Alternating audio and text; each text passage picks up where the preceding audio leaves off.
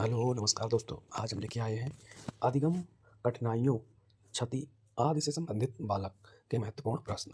अधिगम अक्षमता का अर्थ एवं विशेषताएं। पढ़ने से संबंधित अधिगम अक्षमता को कहा जाता है डिस्लेक्सिया। गति संवेदी अधिगमकर्ता के लिए अनुपयुक्त है। अधिगम के लिए अवधारणा मानचित्रण पद्धति का उपयोग करना। अधिगम निर्योग्यता वाले बच्चे अधिगम के कुछ पक्षों से संघर्ष करते हैं।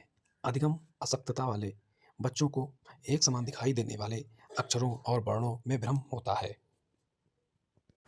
वर्तनी वाचन एवं गणना एवं में कठिनाई सामान्य बुद्धि एवं अच्छी अनुकूलात्मक योग्यता विशेषता है अधिगम निर्योग्य बालकों की।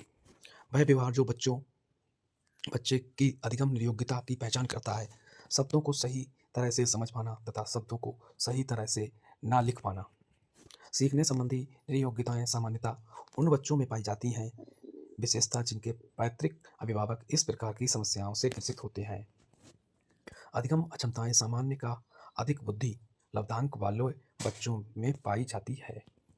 आसक्तता वाले बच्चे की एक विशेषता है धारा प्रवाह रूप से पढ़ने तथा शब्दों पर पलटकर जाने में कठिनाई। सीखने की अक्षमता वाले छात्र को स्कूल से संबंधित क्षेत्र जैसे पढ़ना लिखना तर्क करना सुनना या गणित में महत्वपूर्ण होती हैं कठिनाइयाँ। अधिगम अक्षमता का कारण होता है विकास संबंधी समस्याएं। अधिगम निर्योग्यताओं वाले बालकों में प्रक्रमण संबंधी प्रकार की कमी पाई जाती है। संख्याओं संबंधी सूचनाओं को याद करने में समय एवं दिशा की कम समझ। अधिगम निर्योग्यता एक स्थिर अवस्था है। अधिगम अक्षमता के कारण एवं प्रकार। वह व्यवहार जो पठन वैकल्य की पहचान है। बी को डी के रूप में लिखना, 21 को 12। राजू 61 के स्थान पर 16 लिखता है तथा बी और डी अक्षरों में अक्सर भ्रमित होता है। ए प्राथमिक लक्षण है लेखन वैकल्य। यदि आपकी कक्षा का बच्चा सी को डी, डी को सी लिखे पढ़े तो वह पीड़ित है डिसलेक्सिया रोग से। वह छात्र जिन्हें पठन वैकल्य है उन्हें मुख्यतः दिक्कत आती है पढ़ने व लिखने में। एक बच्चा सा को बाज तथा न्यूक्लियर को अनक्लियर अंतर नहीं पहचान पाता, वह पीड़ित है डिसलेक्सिया। डिसलेक्सिया एक की अक्षमता है पढ़ने। दृश्य स्थानिक दुष्क्रिया एक अपंगता है अधिगम।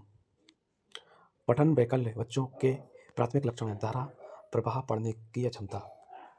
संप्रेषण संबंधी क्षमता है डिस्प्रेसिया। बाल अवबोधन से संबंध विकार है बालघात। वह अभ्यास जो भाषण और भाषा विकारों वाले विद्यार्थियों के सफल समावेशन में बाधा उत्पन्न करेगा। अभिव्यंजक भाषा कौशल का समर्थन करने के लिए दृश्यों के उपयोग को हतोत्साहित करना। अधिगम अक्षम बालकों की आवश्यकताएं एवं पहचान। अधिगम निर्योग्य का लक्षण है अवधान संबंधी बाधा विकार। अधिगम निर्योग्यता वाले शिक्षार्थी द्वारा एक पूर्ण और उत्पादक जीवन जीने के अवसरों को बढ़ाने का सबसे सही तरीका है विविध कौशलों और युक्तियों का शिक्षण करना जिससे सभी संदर्भों में लागू किया जा सकता है।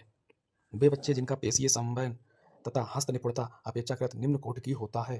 अधिगम असक्तता। अधिगम विकलांग बच्चे अधिकतर होते हैं निम्न उपलब्धि वाले। कम गति से सीखने वाले बच्चों की मुख्य विशेषता होती है उसमें किसी न किसी प्रकार की अक्षमता होती है जो उनके ज्ञानार्जन व शैक्षिक उपलब्धि को प्रभावित करती है। गणित के अधिगम निर्योग्यता का आकलन द्वारा सर्वाधिक उचित तरीके से किया जा सकता है। निदानात्मक परीक्षण। शैक्षिक समस्याओं से ग्रस्त बालकों को समस्या का सामना करना पड़ता है। भाषा के बोलने में असामान्यता का होना। अधिगम अक्षम बालकों की शिक्षा। वह अभ्यास जो अधिगम अक्षमता वाले विद्यार्थियों का समावेशन सुनिश्चित करने में प्रभावी होगा। सूचना प्राप्त करने के लिए कई विकल्प प्रदान करें। वह एक प्राथमिक विद्यालय के अध्यापक के रूप में आप कक्षा में अधिगम निःशक्तता वाले बच्चों की सहायता के लिए आकलन की युक्ति का प्रयोग करेंगे। प्रदत्त कार्यों के मूल्यांकन में वर्तनी को महत्व नहीं देंगे। यदि आपकी कक्षा में कोई बच्चा अधिगम अक्षम हो तो आप करेंगे उसकी अक्षमता किस प्रकार की है ये जानकर उसको सीखने का प्रयास करेंगे। विद्यार्थी जिन्हें अधिगम विकार है के सीखने के लिए कक्षा संस्कृति उपयुक्त है विविध शिक्षा शास्त्रीय पद्धतियां अपनाना।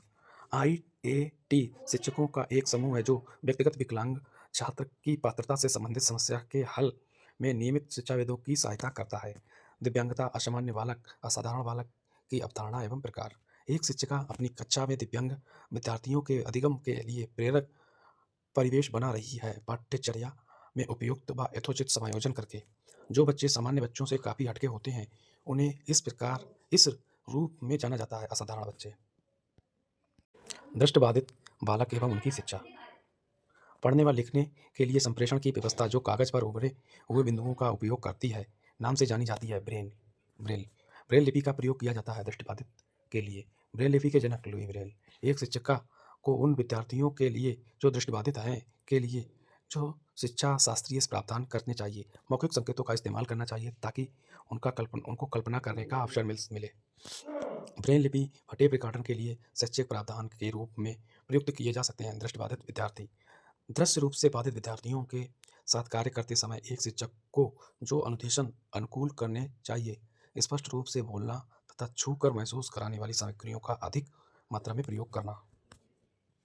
रमन कक्षा 4 में पढ़ता है, उससे कम दिखता है तथा उससे पाठ्यपुस्तक पढ़ने तथा कार्य करने में कठिनाई होती है, उसके अध्यापक को करना चाहिए। उसे पाठ्यपुस्तक के पाठों की रिकॉर्डिंग उपलब्ध करानी चाहिए।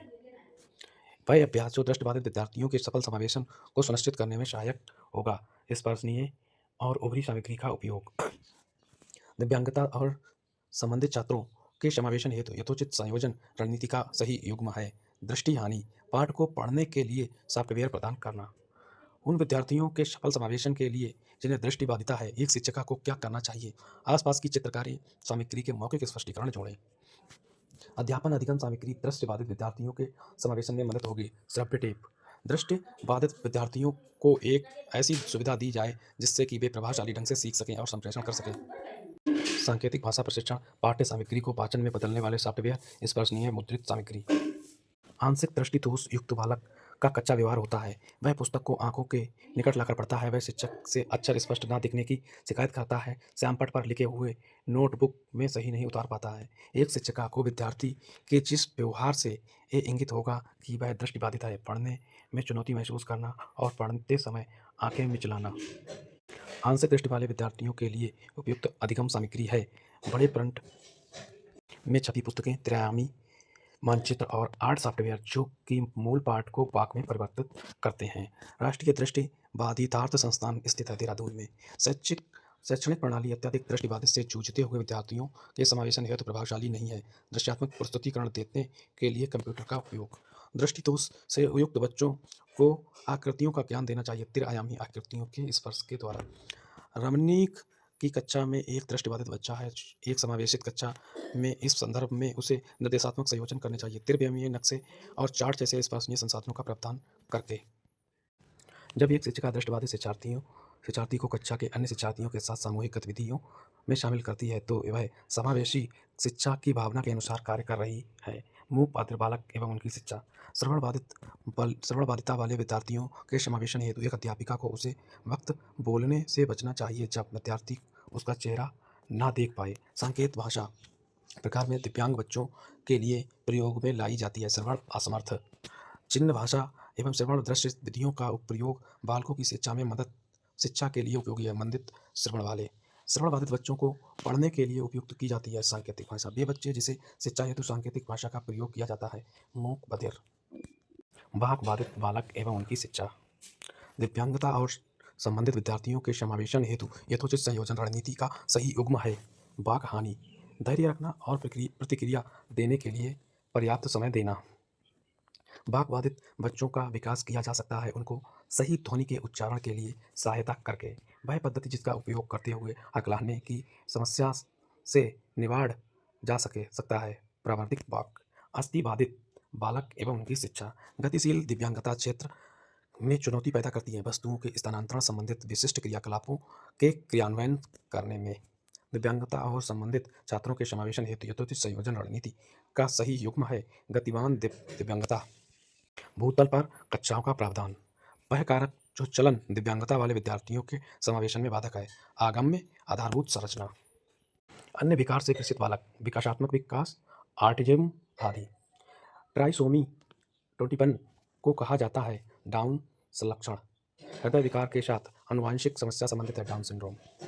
एक बालक जो शारीरिक दोषों से ग्रस्त है उसमें उत्पन्न होती है हीनता की भावना। एकाग्रता समय के साथ मेल बैठाने के लिए एक दत्त कार्य को पूरा करने के लिए आवंटित समय को घटना और चरणबद्ध तरीके से इस एकाग्रता समय को बढ़ाना प्रकार के विकार से निपटने के लिए सर्वाधिक उपयुक्त है। एकाग्रता हास अतिक्रियाशील विकार। वे विद्यार्थी जिसमें ध्यान न्यूनता अतिक्रियाशीलता विकार है, उसकी पहचान जिस क्षेत्र में उसके सामने आने वाली चुनौतियों से की जा सकती है। किसी दिए गए कार्य को लंबे समय तक जारी रखना।